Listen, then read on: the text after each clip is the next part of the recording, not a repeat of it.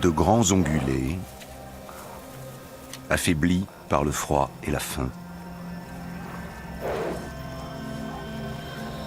Des prédateurs comme le loup qui profitent de leur faiblesse. Voilà tout ce dont l'aigle royal a besoin pour passer l'hiver. Les régions qui abritent encore ces animaux sont idéales pour le rapace.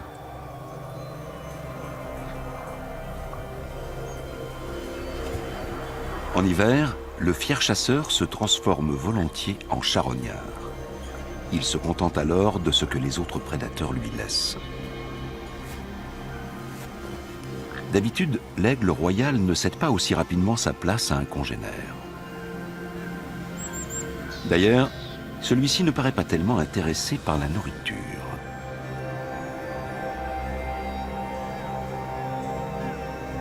Il semblerait en effet que les gros volatiles aient tout autre chose en tête en ce moment. Ah, l'amour! Bien des semaines avant que la neige ne se mette à fondre, la glace se brise entre les partenaires.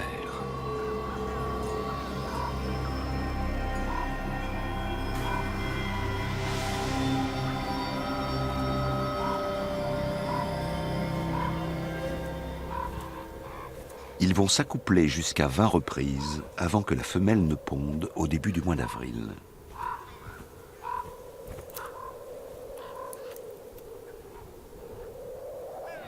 Tout cela est bien beau, mais il faut penser à se nourrir. Ce cadavre de femelle élan tombe à pic. Une grosse charogne comme celle-ci n'aura pas échappé à l'œil de l'aigle, capable de repérer une souris à 400 mètres.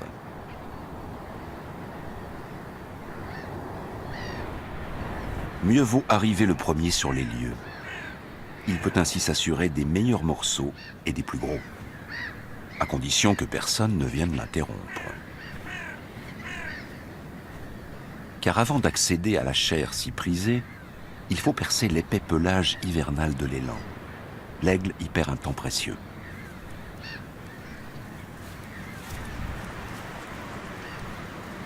L'élan a déjà été repéré par un grand aigle de mer. Les corneilles et les corbeaux ne représentent pas de véritable concurrence. Même l'aigle de mer, généralement plus imposant que son cousin, semble hésiter. Il y a une raison à cela. Chez les deux espèces, les mâles sont plus petits que les femelles. Lorsqu'un aigle de mer mâle est face à un aigle royal femelle, la différence est à peine perceptible. Et elle ne suffit pas à inspirer le respect.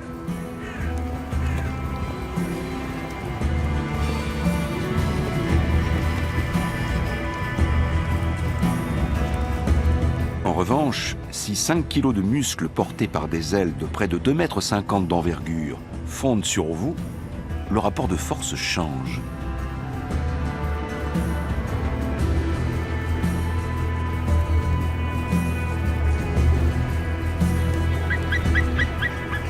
Le grand aigle de mer femelle est le plus grand rapace d'Europe.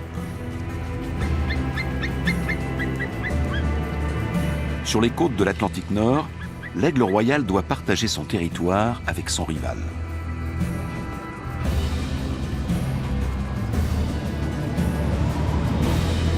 Sur les hauts sommets des Alpes et des Carpates, il règne seul.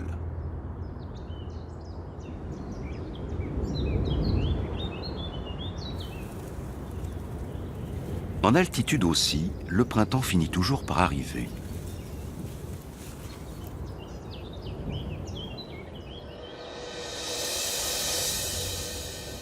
Lorsque la neige libère enfin les pâturages, c'est un soulagement pour les grands herbivores affamés comme les cerfs. Pour l'aigle aussi, ces changements ont des conséquences. Il va trouver moins de charognes et devra chasser lui-même. Les branches fraîches déposées dans l'air indiquent que la couvaison est proche. Un étage plus bas, le coq de bruyère ferait bien de ne pas tant s'exposer. Mais tout gonflé qu'il est de testostérone, il ne pense qu'à impressionner sa belle, qui se tient quant à elle bien à l'abri.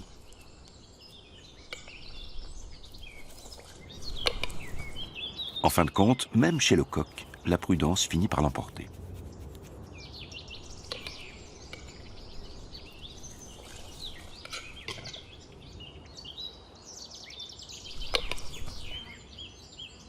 Et même à l'abri des arbres, il parvient à séduire sa douce.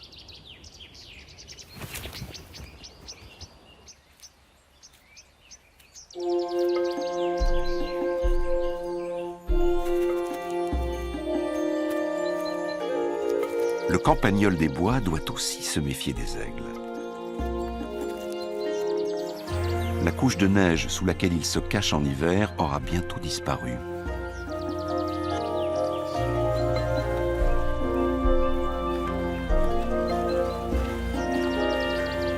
La plume enfouie sous la neige montre bien que les aigles étaient déjà présents l'année passée. Fort heureusement, les forêts de montagne où l'on trouve de telles plumes sont de plus en plus nombreuses. Dans les Alpes, par exemple, on recense à nouveau 1300 couples d'aigles royaux.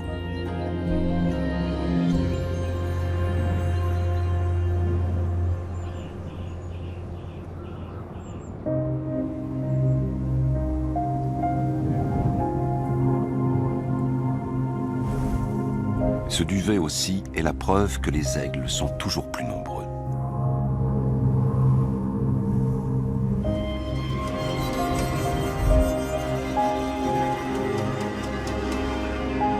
Le coq de bruyère a été victime de son ardeur et a perdu toute prudence. Même si, avec près de 5 kilos, il pèse presque autant que la femelle de l'aigle, cela ne le protège pas de ses attaques.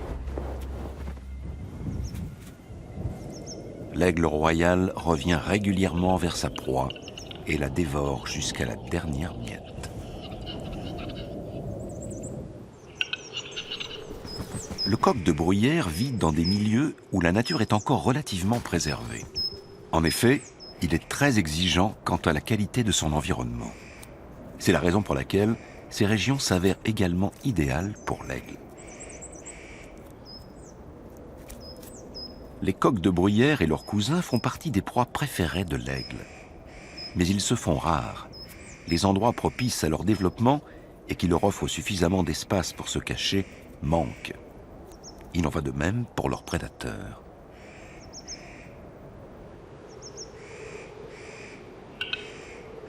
L'un comme l'autre sont venus s'installer dans la montagne bien malgré eux.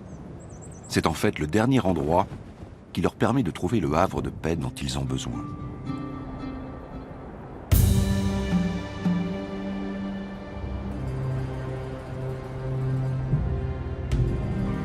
Autrefois, l'aigle royal régnait sur des paysages tous plus différents les uns que les autres. Les montagnes et les plaines, les forêts et les steppes. Depuis quelques centaines d'années, son royaume se limite au sommet. Mais il n'a pas perdu son titre de roi des airs. La parade nuptiale des aigles débute avec des vols en feston à des allures infernales. Leur numéro de bravoure commence à l'hiver. Il s'agit de séduire leur partenaire avant la période d'accouplement qui approche.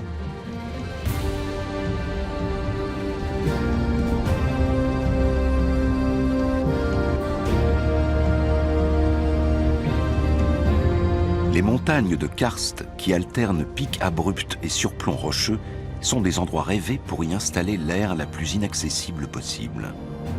Et c'est précisément ce que cherchent les aigles.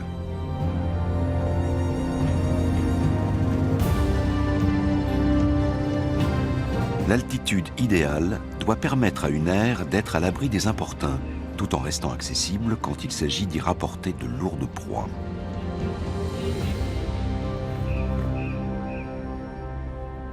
Une fois l'endroit déniché, le couple renforce ses liens, comme il l'a fait si souvent au cours des dernières semaines. Le mâle et la femelle vont passer toute leur vie ensemble, jusqu'à ce que la mort les sépare.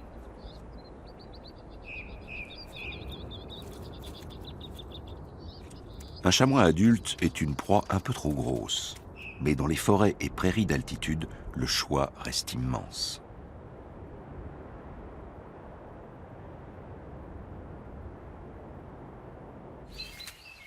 Un couple a installé son aire dans un vieux sapin.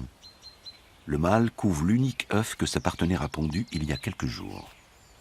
Il s'installe avec beaucoup de précautions pour éviter que l'œuf ne cède sous son poids de près de 4 kilos.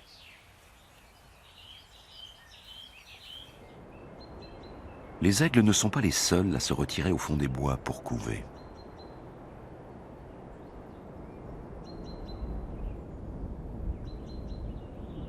Dans la vallée voisine, suffisamment à l'écart pour être à l'abri, une cigogne noire plane jusqu'à son nid.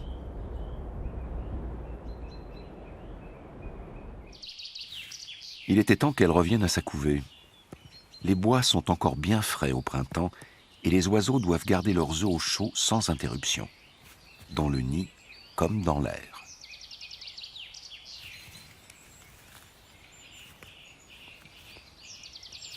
Ils retournent inlassablement leurs œufs. Peu importe leur différence, tous les oiseaux se livrent aux mêmes tâches au moment de couver. Ils s'assurent du bon capitonnage et de la bonne isolation du nid afin d'éviter une trop grande perte de chaleur au moment où les adultes viennent s'y relayer.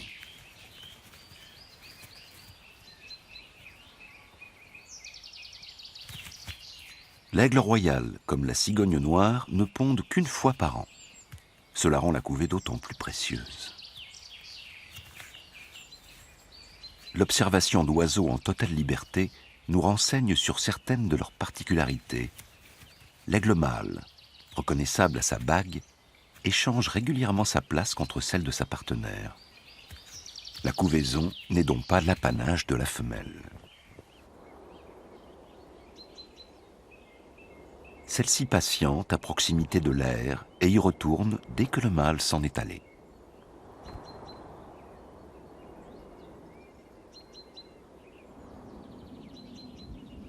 Ces changements convenus entre les parents garantissent à l'œuf une exposition minimale au froid qui règne au mois d'avril.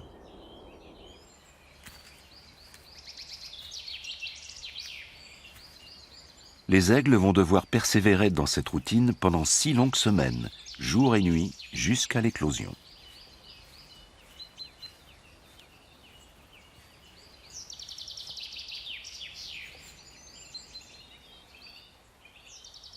La cigogne noire couve 1 semaine de moins.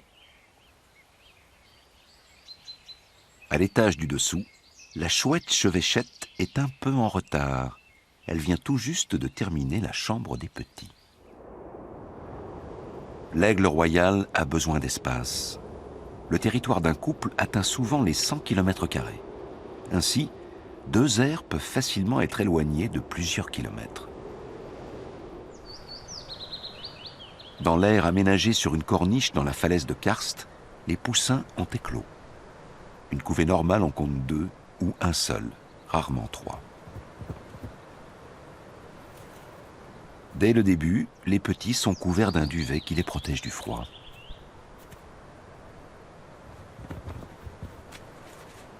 Cette fois, la femelle ne rapporte que des branches. Même après l'éclosion, elle n'aura de cesse de consolider son nid.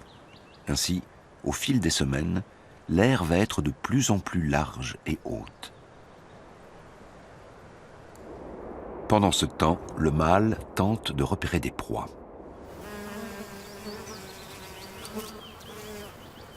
Lorsque les poussins sont encore très petits, la femelle passe le plus clair de son temps dans l'air et le mâle s'occupe de la chasse. L'attente n'est jamais très longue. Il a vite fait de débusquer une proie dans ces montagnes.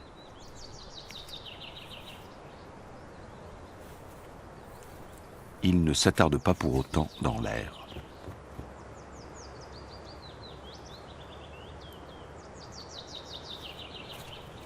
C'est le rôle de la femelle de nourrir ses petits avec la proie qui vient d'être livrée.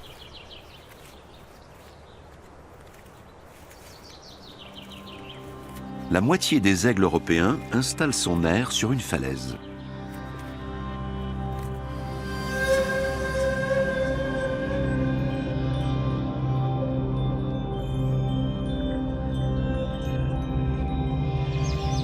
Les autres nidifient dans un arbre. Le petit n'a pas plus de 2 semaines mais sa mère peut l'abandonner quelques instants lorsqu'il ne fait pas trop froid.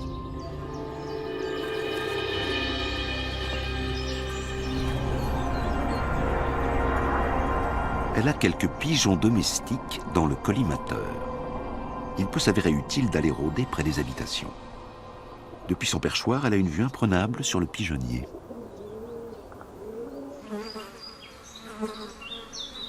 L'aiglon est harcelé par les mouches qui perturbent aussi le sommeil de la chouette.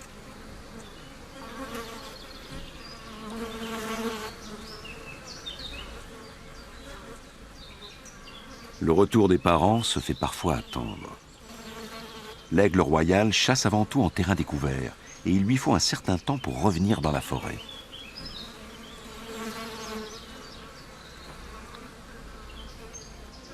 La femelle est toujours à l'affût.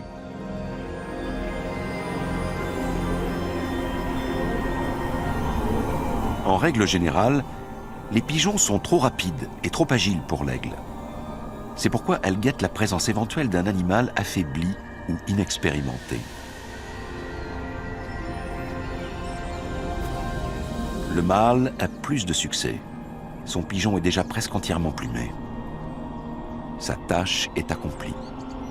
Ici encore, c'est la mère qui, à son retour, s'occupera de nourrir le petit.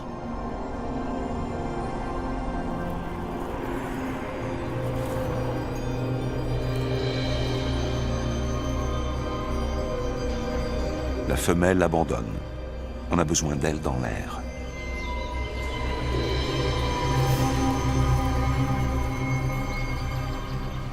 La présence du gros rapace inquiète la minuscule chouette chevêchette. L'oisillon mourrait de faim à côté de la proie sans l'aide de sa mère. Celle-ci découpe des portions adaptées à la taille du bec, même s'il lui arrive parfois de perdre le sens de la mesure.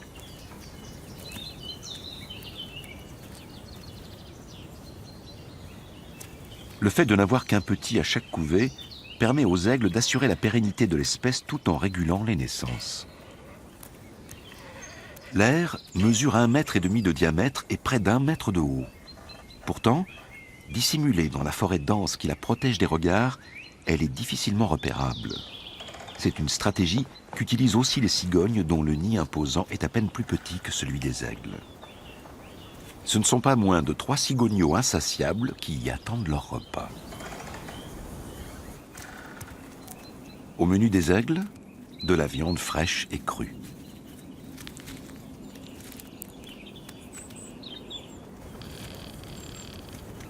Chez les cigognes, du poisson régurgité. Les adultes rassemblent et transportent la nourriture dans leur gorge à tour de rôle. À l'éclosion, l'aiglon ne pesait pas plus de 100 grammes. Au cours des 10 prochaines semaines, il va multiplier son poids par 50.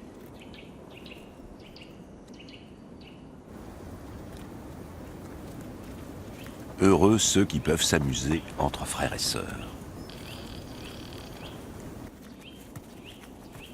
L'oisillon unique doit se contenter de sa mère.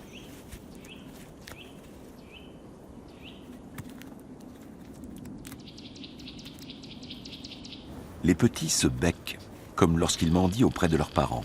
Mais cette fois, ce sera en vain. Lorsque l'après-midi fraîchit, la femelle doit réchauffer son petit qui n'est pas encore en mesure de réguler sa température.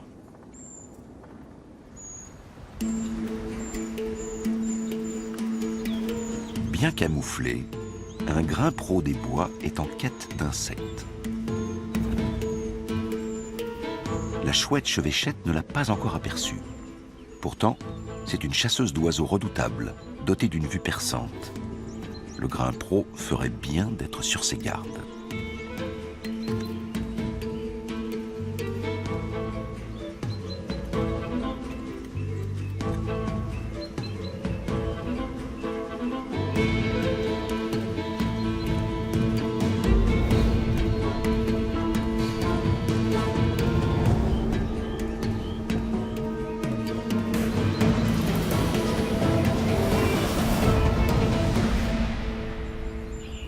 Contrairement aux autres chouettes, la chevêchette chasse de jour puisque ses proies, les passereaux, sont diurnes.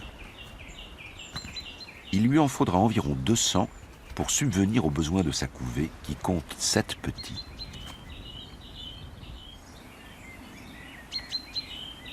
On évacue les déchets comme à l'époque médiévale.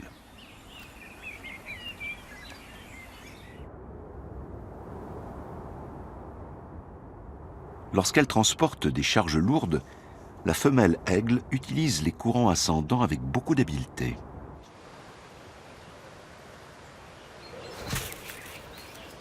Encore du matériel de construction.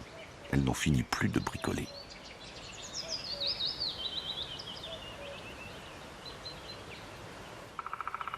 Il en va de même chez les cigognes. Les deux espèces utilisent le même nid pendant plusieurs années. Il paraît donc raisonnable de tenter de l'entretenir.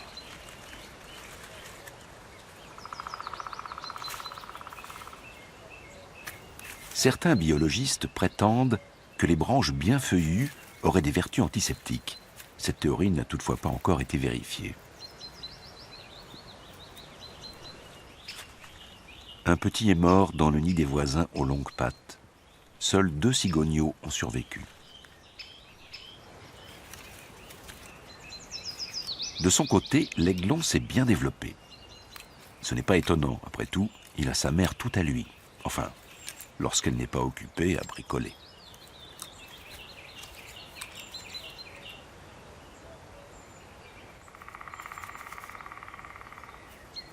Chez les cigognes, les premières pennes et plumes tectrices apparaissent. Bientôt les petits feront honneur à leur espèce. L'aiglon ne porte toujours qu'un duvet, mais il en est déjà à sa 2e couche. Dans le nid des cigognes, un des adultes monte continuellement la garde. La femelle aigle, quant à elle, quitte l'air de plus en plus souvent. La nourriture rapportée par le mâle suffit à peine pour le petit. Il lui faut donc chasser aussi.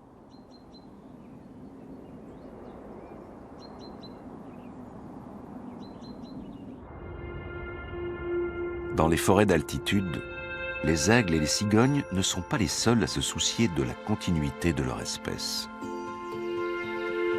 Au royaume des plantes aussi, le temps est venu de transmettre son capital génétique. Début juin, le sabot de Vénus jaune se met à fleurir. C'est incontestablement la plus belle orchidée d'Europe.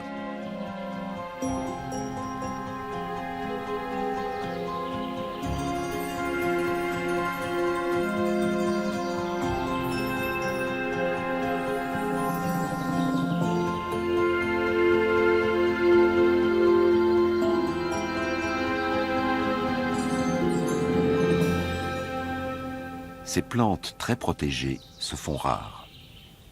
Dans les endroits où elles fleurissent encore et où l'aigle royal nidifie, la nature est plus ou moins préservée. Pour le mâle, la chasse a été fructueuse, mais le petit est déjà rassasié. Dans le cas contraire, il se serait immédiatement mis à mendier.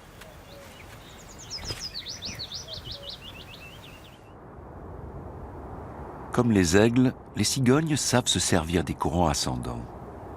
Avec des ailes de plus d'1,50 m d'envergure, elles peuvent parcourir jusqu'à 10 km en quête de nourriture. Les grenouilles et les poissons dont elles nourrissent leurs petits ne sont pas si faciles à trouver dans une forêt.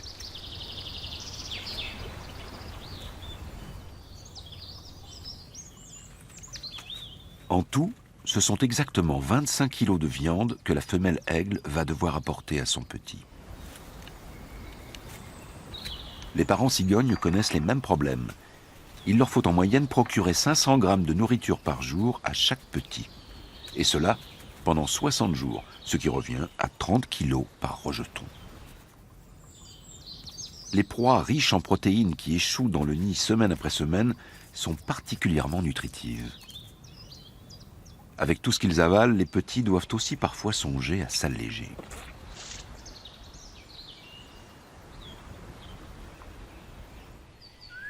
En conséquence, on voit pousser autour du nid des plantes avides de nutriments, comme les orties, que les déjections et les restes alimentaires finissent de fertiliser. cela convient tout particulièrement aux vulcains. En effet, la chenille de ce papillon se nourrit exclusivement d'orties.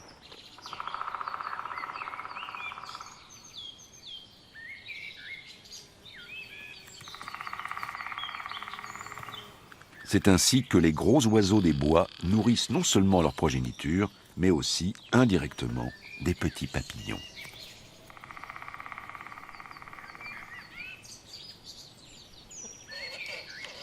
Après plusieurs semaines de grosse chaleur, un changement s'annonce.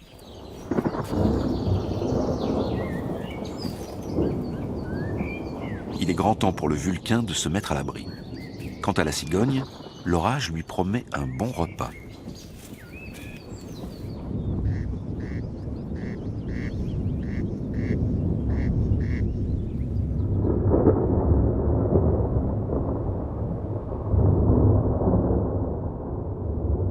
Rien n'empêche l'aigle royal de chasser, pas même une averse.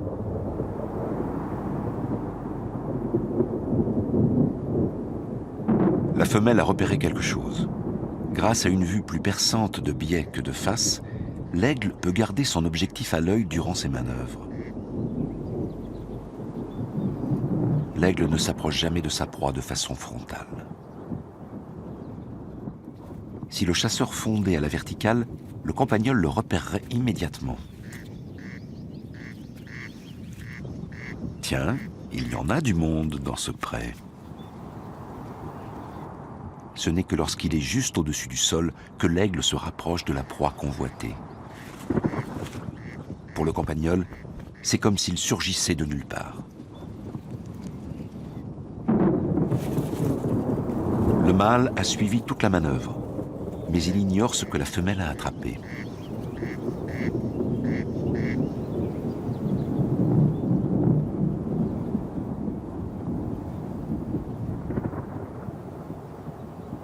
Autant aller vérifier. Il restera peut-être quelque chose pour lui.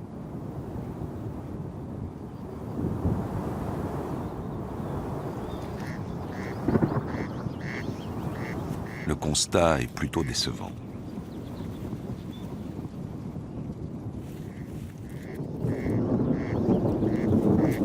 Le râle des genêts a été épargné pour cette fois.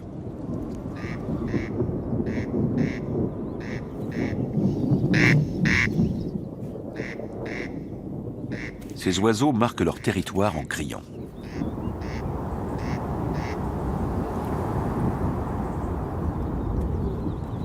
Râle des genêts, campagnols, les petits animaux font également partie des proies potentielles de l'aigle royal.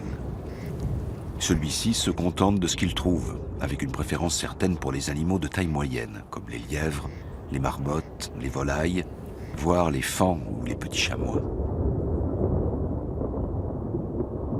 L'orage approche. Les aiglons sont bien à l'abri dans l'air. La falaise les protège de la pluie et du vent.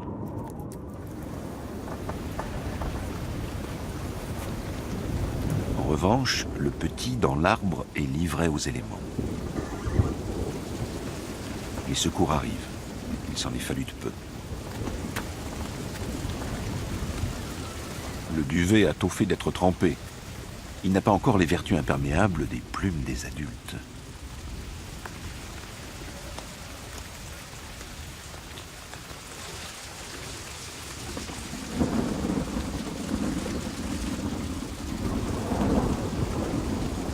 Le petit, qui a presque atteint la taille d'une poule, n'a plus vraiment la place de se tenir sous le ventre de sa mère.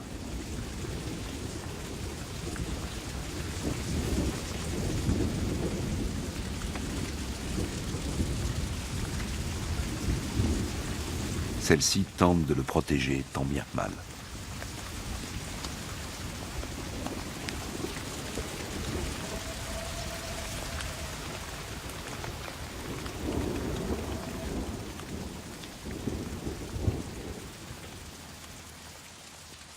Mais même la plus terrible des averses a une fin.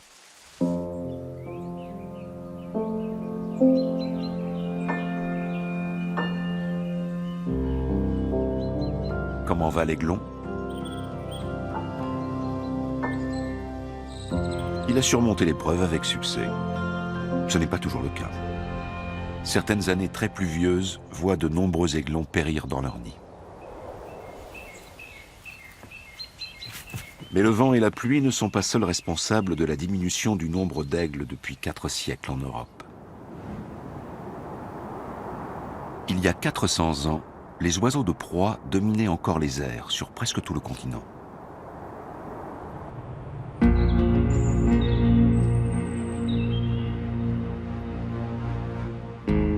Leur déclin s'est amorcé dès le XVIIe siècle.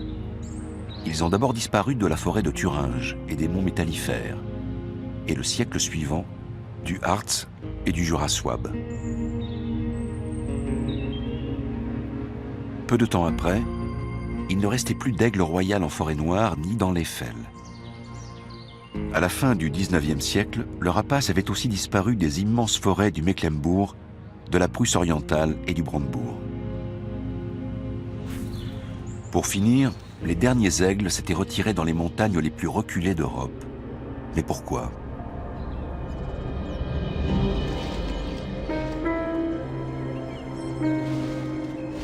Pendant des centaines d'années, les aigles ont été pourchassés sans relâche par l'homme.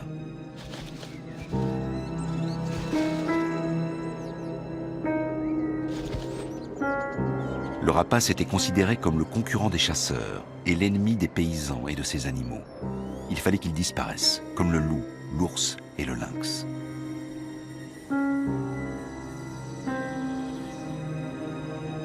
Une prime à l'abattage était promise, même en Allemagne.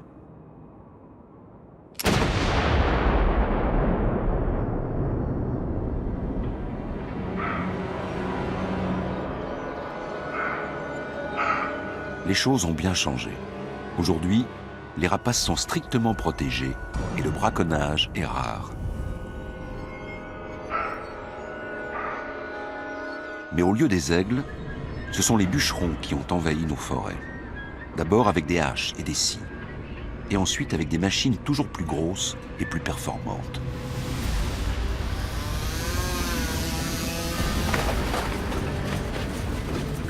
Jamais auparavant, on n'avait abattu ni travaillé autant de bois à une telle vitesse.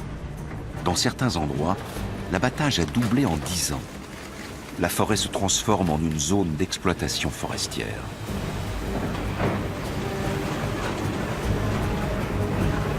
Les arbres se sont inclinés face aux machines. La forêt ancestrale, riche en essences variées, cède la place à la monoculture qui appauvrit les sols.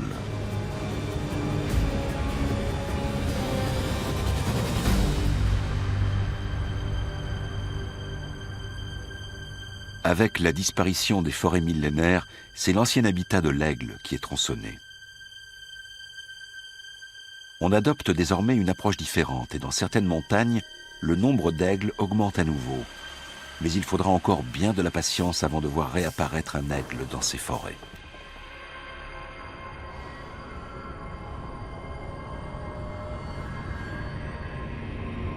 Privé de la plus grande partie de son immense empire d'autrefois, l'aigle s'impose aujourd'hui comme le roi des sommets.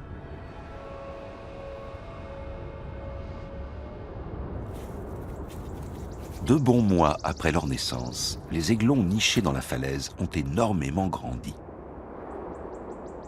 Grâce à leur serre puissante, ils vont pouvoir attraper et tuer leur proie. Mais pour le moment, ils ne savent pas encore s'en servir. Une chance pour le petit visiteur.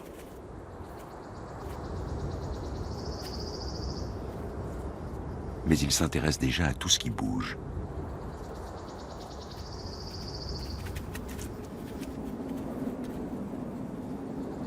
Ils ont appris à soigner leur plumage.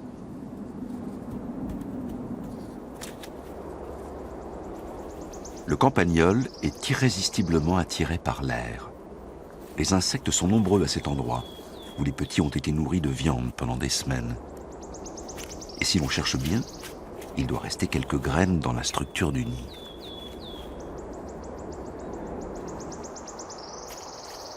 C'est un véritable pays de cocagne pour cet omnivore. Et pour l'aiglon qui ne s'est pas endormi en attendant le prochain repas, au moins, il y a un peu d'animation.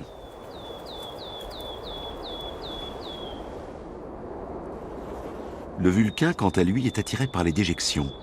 Il y puise régulièrement des sels minéraux.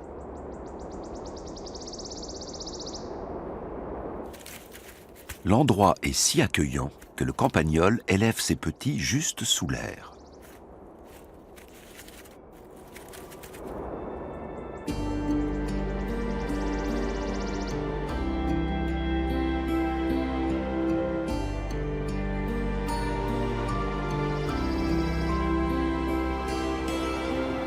Ainsi passent les semaines, et il semble que rien ne pourra venir assombrir le ciel de l'Aigle.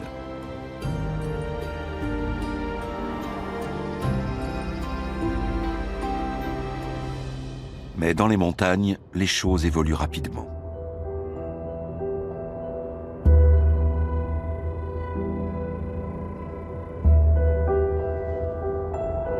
Par mauvais temps, beaucoup d'animaux se mettent à l'abri, ce qui rend la chasse plus difficile pour les aigles adultes. Au froid et à l'humidité s'ajoute alors la faim, un dangereux cocktail pour le juvénile. Sentant que la fin de son frère est proche, le deuxième aiglon précipite le dénouement fatal. Il ne fait que répondre à son instinct de survie. La montagne, sous ses airs de retraite idéale, a aussi ses côtés sombres.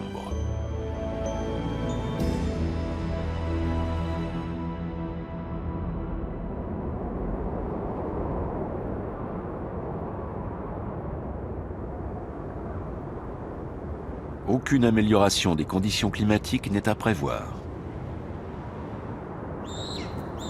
Les parents reviennent inlassablement bredouilles. Ils n'ont plus que le cadavre de leur petit comme seule nourriture.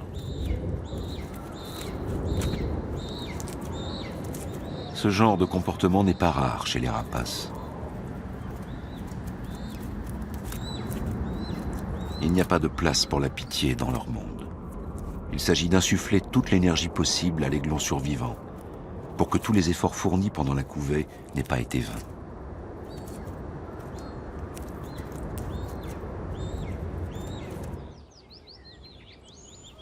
Il faudra attendre des jours avant que le temps ne s'éclaircisse. Ce qui a été vécu comme une véritable catastrophe par les uns est un don du ciel pour les autres. Le crapaud sonneur a un besoin impératif de ces pluies abondantes. Comme les mares où il se reproduit peuvent disparaître aussi vite au moindre rayon de soleil, il ne tarde pas à s'accoupler. Ces deux-là ne donnent pas l'impression de vraiment s'apprécier.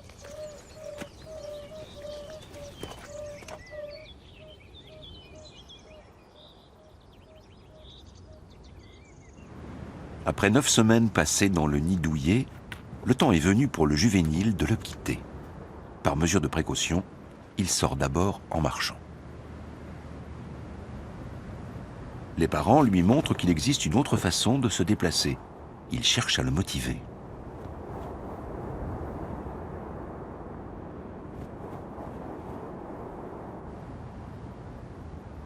Il aimerait pouvoir en faire autant.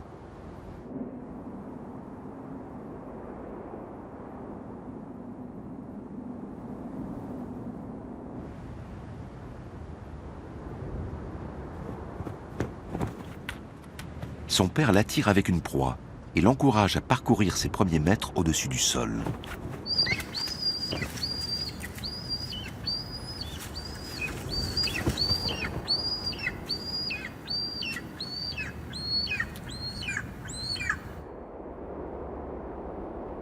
S'envoler vers la liberté et aller de l'avant.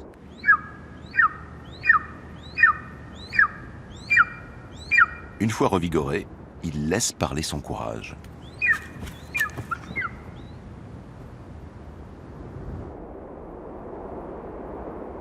Pendant 5 mois environ, le juvénile va sillonner le même territoire que ses parents. Pour de nombreux jeunes animaux, commence à présent le temps de l'exploration. Au fond d'un terrier, une portée de jeunes renards somnolent.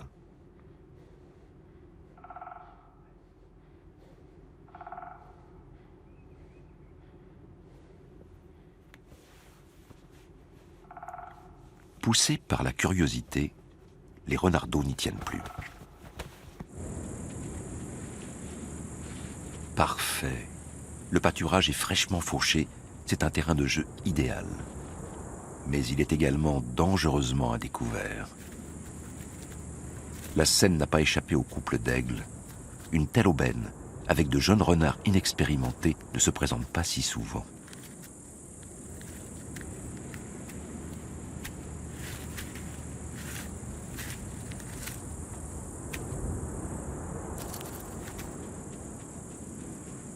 La renarde ne retrouvera pas tous ses petits dans le terrier. Les aigles adultes n'apportent plus la nourriture au nid. Ils veulent attirer le petit à eux. Cette stratégie paye. Poussé par la faim, l'aiglon est appâté par les restes.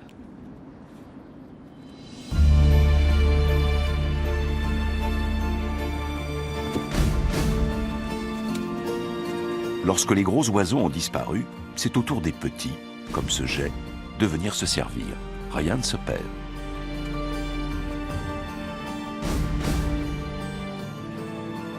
L'aiglon de la forêt va encore être pris en charge par ses parents pendant de longues semaines.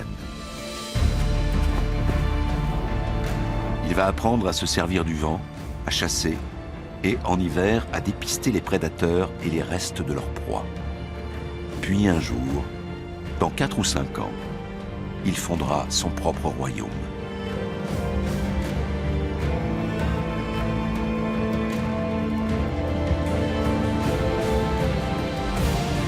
Les cigogneaux aussi s'élèvent dans les airs.